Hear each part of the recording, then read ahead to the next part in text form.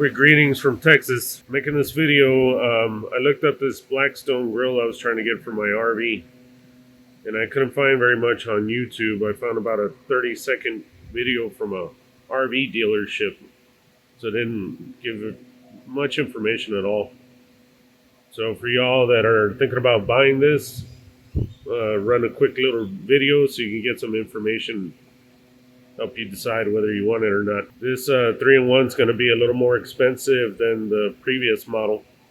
The previous model has a skillet, but it doesn't have a cover to it. So I think that's pretty handy when you're out in the woods and you got flies everywhere, or if you want to heat up the temperature of your food evenly, or grill, actually melt cheese on something, you know, stuff like that. So anyways, here's a box. Here's what it says. Little closer look. I don't know, but the stand seems a little sketchy, but we'll see. This thing weighs about probably 120 pounds. You're gonna need some help getting it onto your truck. So we'll go from here. Okay, well, opening up the box. Some assembly required, of course. It's got a shock, a couple of parts probably to the legs. Is there?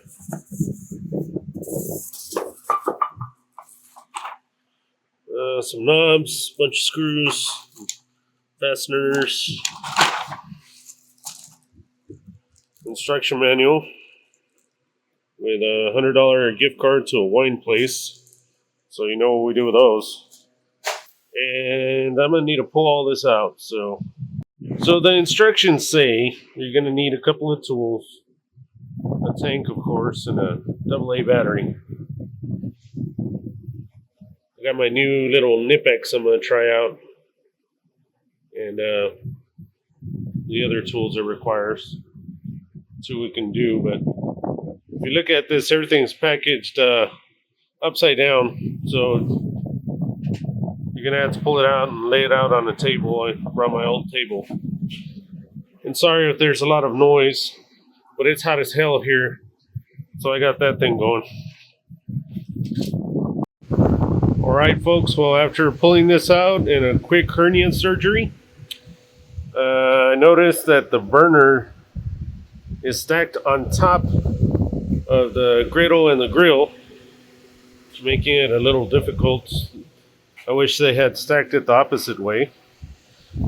So either way, they come packaged pretty well. Had another piece of plastic over this. Doesn't appear to be damaged at all. So you gotta start assembling the handles and stuff first. And this is pretty much completely assembled. You just need to add on the tires, a couple of extensions on the legs, and a shock. Let me unwrap all this stuff, and then we'll get on to the next step. Real quick, I want to show you folks, after you take this plastic off, you open it up and more parts. I guess it's all the parts for each individual thing here. Let's try this one.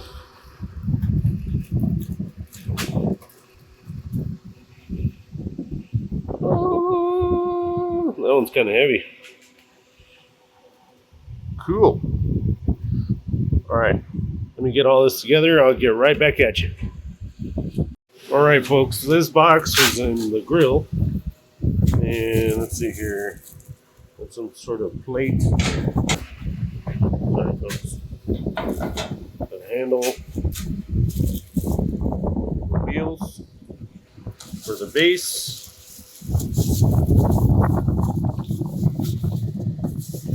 The extensions for the legs. And right over here in this one, some smaller parts, don't know what the hell that is. Little catch pans, grease catch pans. And a couple more handles here.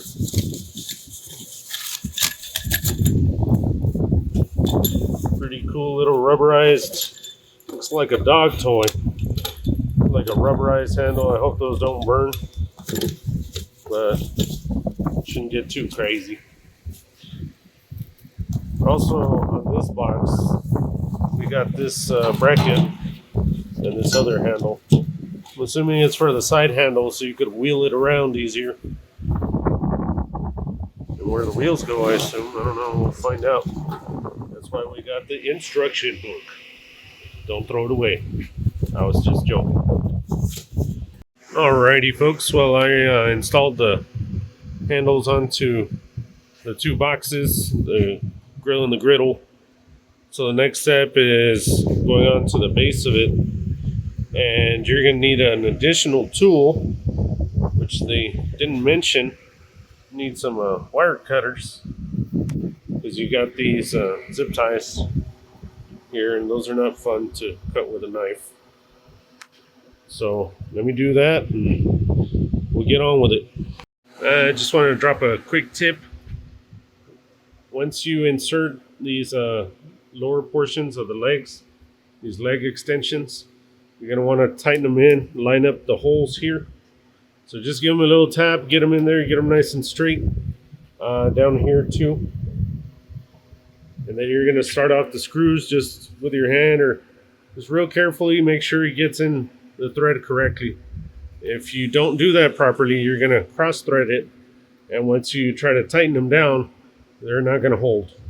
So each side holds 6 screws. So just a quick tip so you don't run into that problem and avoid that headache. All right, folks, on to the tires.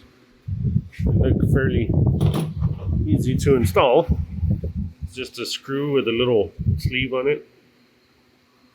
They already come with Loctite, so that'll hold them in better.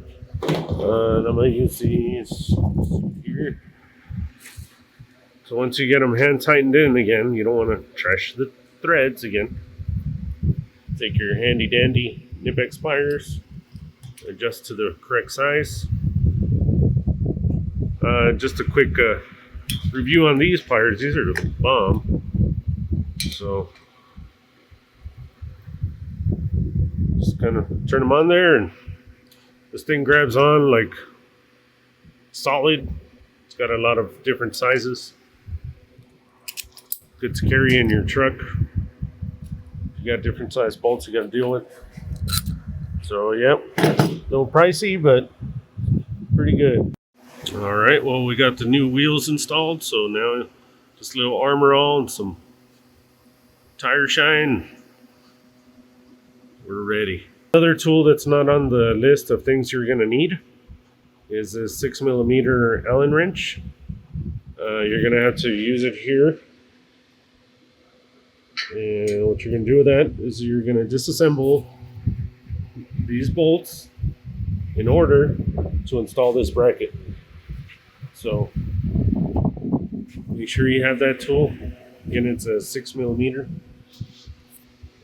Allen wrench. Just like that. All right, folks. So let me take this apart, put it back together, and I'll get back with you. All right, folks. That's done. So what I did, I took these bolts off. They were originally already installed. And I take these off to put this bracket on there. And these bolts, so it's a bolt, a washer, a spacer back here. If you can see it. The spacer, and then another washer and a lock nut. So the picture here is kind of a little confusing. It makes it appear as if the tire should be on this part of the leg, when it's actually on this part of the leg. Blackstone should kind of fix this and make it a kind of a bigger picture here, so you can see that you have to install the bracket on the tire portion, the tubes there, and it's going to sit just like that. So let me show you how it looks. It sits like that, and that's where the tires are. So once you do that, you insert all this stuff back together. Don't forget that little spacer. It's kind of a challenge. It's more helpful if you have somebody with you. It's helping you out because it's kind of hard to hold stuff together while you're doing it, but it can be done. And then after that, I inserted this shock. I put the top pin on first and locked it in there with that locking pin. And then I just adjusted the legs to line up these holes, popped in the pin and then the little lock pin. So it's not easy to push this down. So it's better just to move the legs and adjust it to the shock.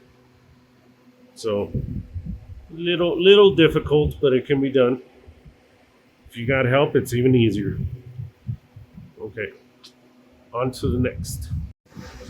All right, folks, this is what we got. These legs hook onto some hooks there. Let's see.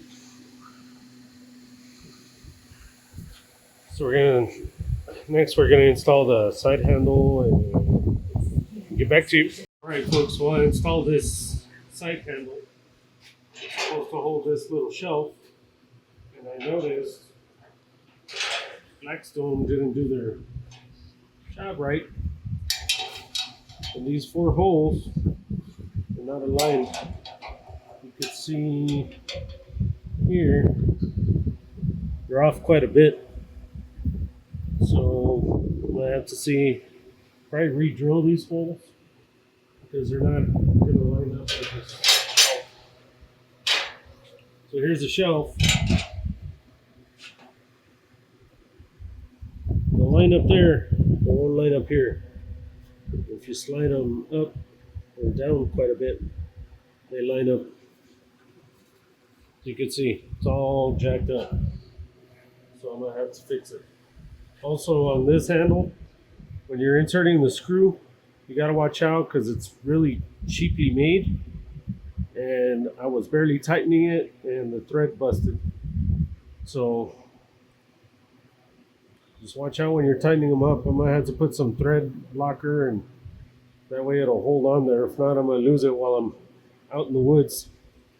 But just to drop that little note on this part, this is probably going to be the worst part I've encountered so far. It should be the easiest part. But all right, let's try to get that together and we'll continue. All right, folks, so some more additional tools required. If you want to come back over here where this shelf is. So this is where the original holes were. And what I did, I just placed the shelf on there lined up with the original holes here and just marked for the new holes on the top. So I just marked the outside of the circle and then come back over here.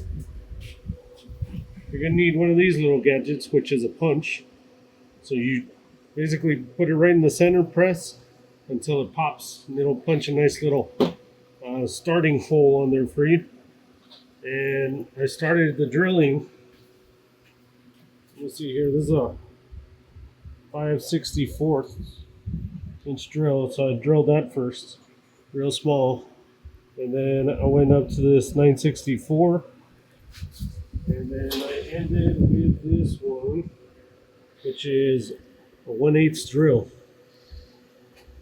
And these are for steel or whatever. So drill my holes real carefully, widened them up, and now I'll be able to put this little shelf on there.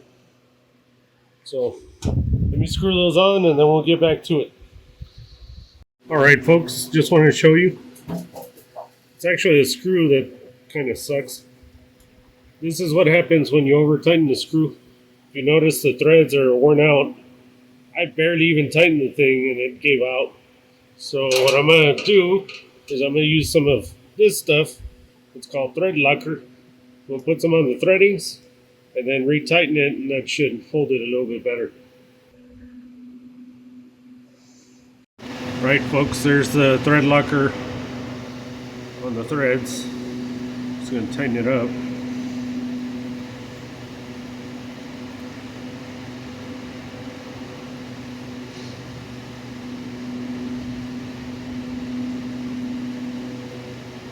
It's really loose. That's about as much as I could tighten it right there without damaging it further, so just clean it off and on to the next. Okay folks, the next step in this process is super complicated, so you guys have to pay real close attention, alright? Don't feel intimidated by this, you can do it.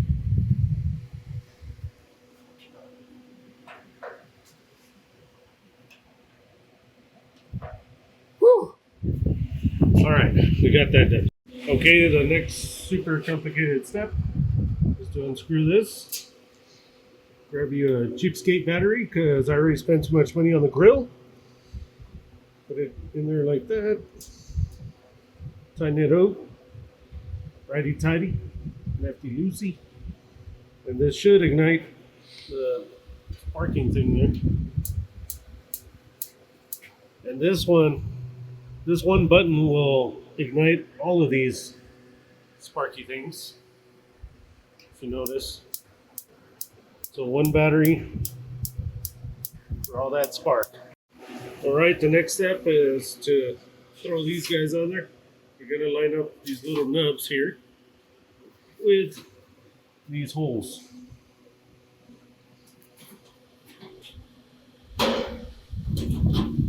Easier to do it if you open it. You can see what you're doing, just careful it won't tilt back on you.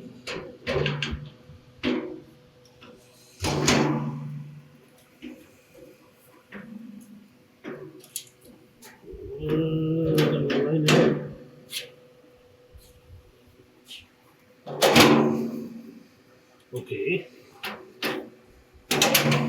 There it is. Alright, so you don't want to let go of the front because it could tilt back.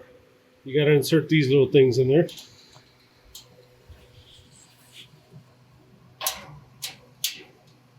Now I can let it go. Now insert the rest of them. Of course, if you want to take the grill tops off and just... give me a second. Alright. If you want to look over here, you gotta clip it from underneath here and then push it. Do it again on this side. This round part goes towards the bottom, under here, and then around the base of that little thing. Just clicks in there. So here, now it's held in there nicely. If you want to take it off for some reason, you gotta pop these off and just do the reverse. So let me do that with the other side, and then we'll go on to the next step.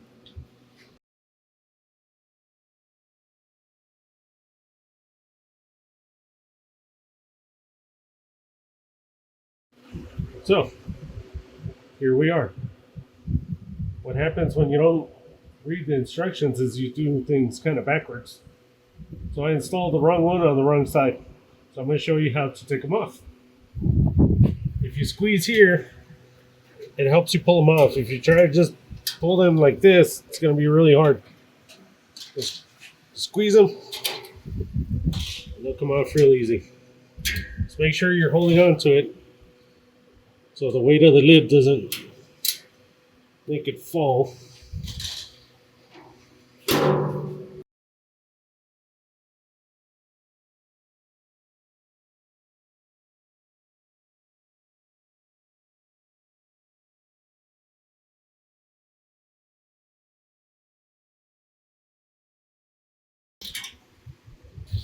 Alright, so let's flippity-do.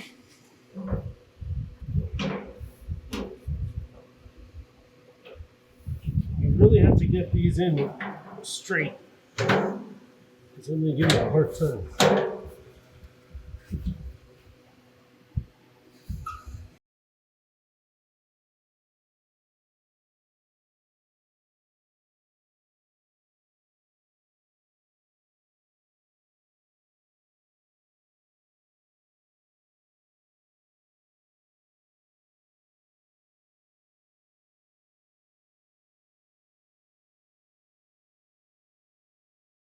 So it does matter which side is which because these boxes are built a little different and the burners are different. So this H-shaped burner is for your flat iron, your skillet, and then this is for your grill.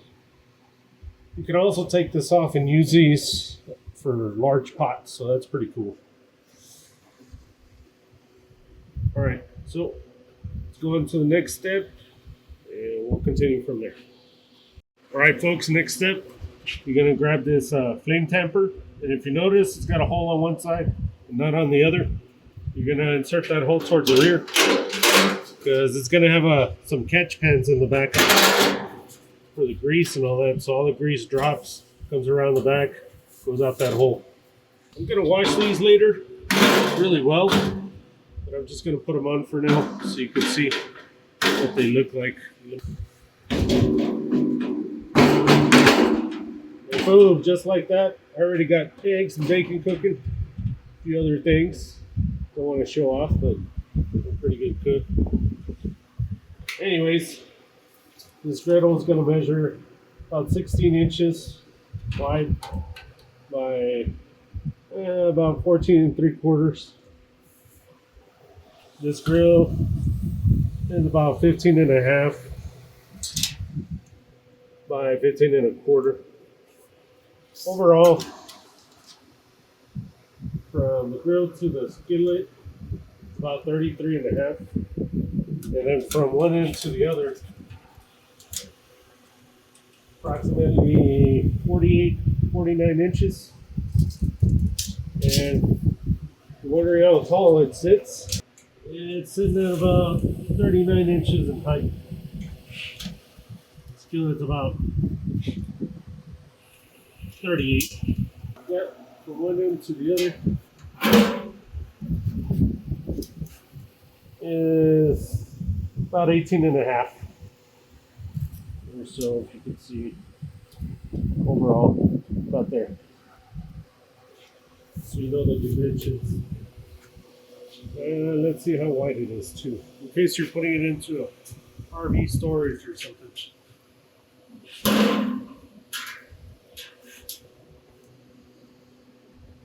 I'd go with 19 in depth.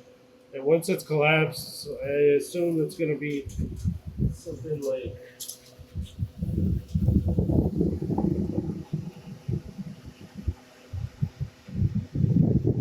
I'd say it's safe to say about 17 and a half on height once the thing is collapsed. Let's go on to the next step. Okay, next step, I'm going to put this little handle thing on there to the side.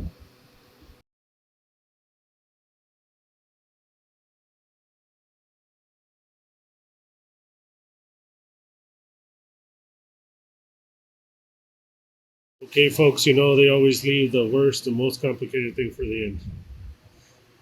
That's installing these drip pans. So anyways, these are about 7 by 3 1/4. All you gotta do, insert in that hole. Wrong hole. There you go. There's your other one.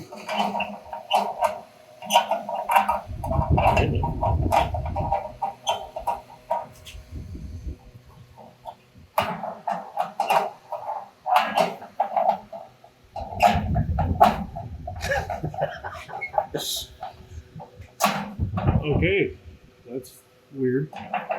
Well, Blackstone, you did it again. They didn't cut that hole right. Oh, God. Yeah, so this thing is too long for this little gap here.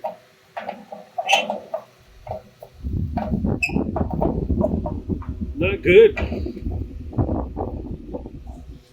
Stand by, let me figure this out. All right, folks, the final step is actually the most complicated. I was joking around about that, but it actually is going to become kind of complicated. You'll see here in a second. But anyways, in these slots, you insert these little grease catch pans. They come with these nice little tin inserts. Okay. Just so you know, this little grease trap is about 7 inches by 3 1/4. So you know which ones to get.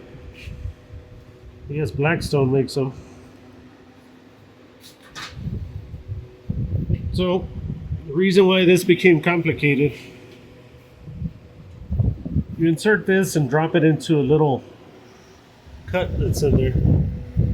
If you could see it, goes from one side to the other so that this fits in there nicely. Now when you come over here, there's a defect on my grill because they didn't cut it all the way. If you notice, it stops just short about a 1/4 inch from where it should be. So when I try to insert this pad, it won't go in all the way. So, just a warning, additional tool required. You're gonna need one of these. So yeah, it looks like I might be able to reach there. So yeah, I'd rather do that. I'll go ahead and cut this a little wider and then we'll go from there. Stand by. All right, folks, I took this top off so you could see a little better. When you insert this, it's supposed to go into this groove and it's just short. So I went ahead and marked it right there. That's how far I'm gonna have to cut. It's probably an 1/8 of an inch or so. So fortunately, if you don't have the tools to do it, it's gonna be a problem. You're gonna have to send it all the way back to the manufacturer to get it fixed, but I don't have time for that crap. So I'm gonna get a sawzall with a metal cutting blade.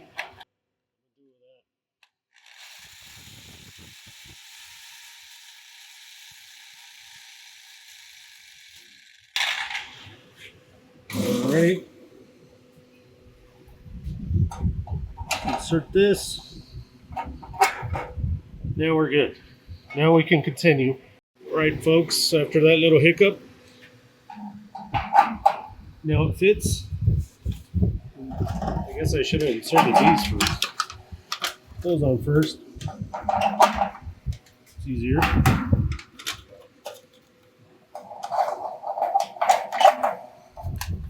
These are actually kind of cool. I gotta give it to Blackstone that they built these things in there so they can catch all the crap. Just make sure you get plenty of those so you don't have to be cleaning the inside. But let's turn it around.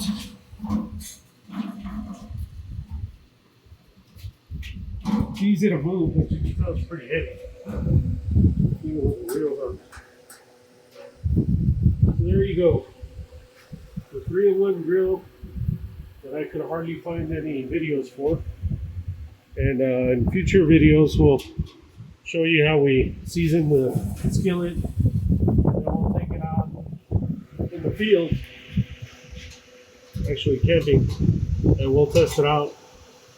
What's pretty cool about this, you can adjust these for tension. So once you get this thing on, you can tighten these up a little bit with your wrench, just so you can get your tension.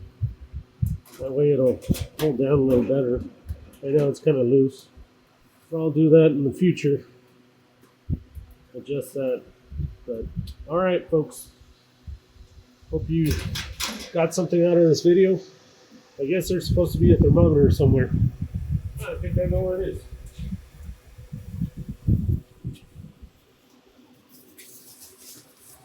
Actually, yes, that's what that thing was.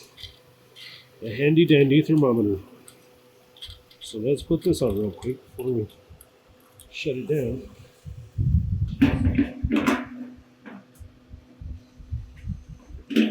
Yeah. Maybe I should read the instructions. That makes sense to me. Well, no, it doesn't. Well, either way, whether the washer goes on the inside or the outside, we'll figure that out later, but looks pretty good. It seems like the washer on the inside just feels better a little bit. It seems tighter. It's not riding on this as much. This will probably fall off, put too much pressure. It seems pretty solid. We'll see. We'll take it out camping and we'll make a little film of that so you guys can check out how good it works. But thank you all very much, and I'm out.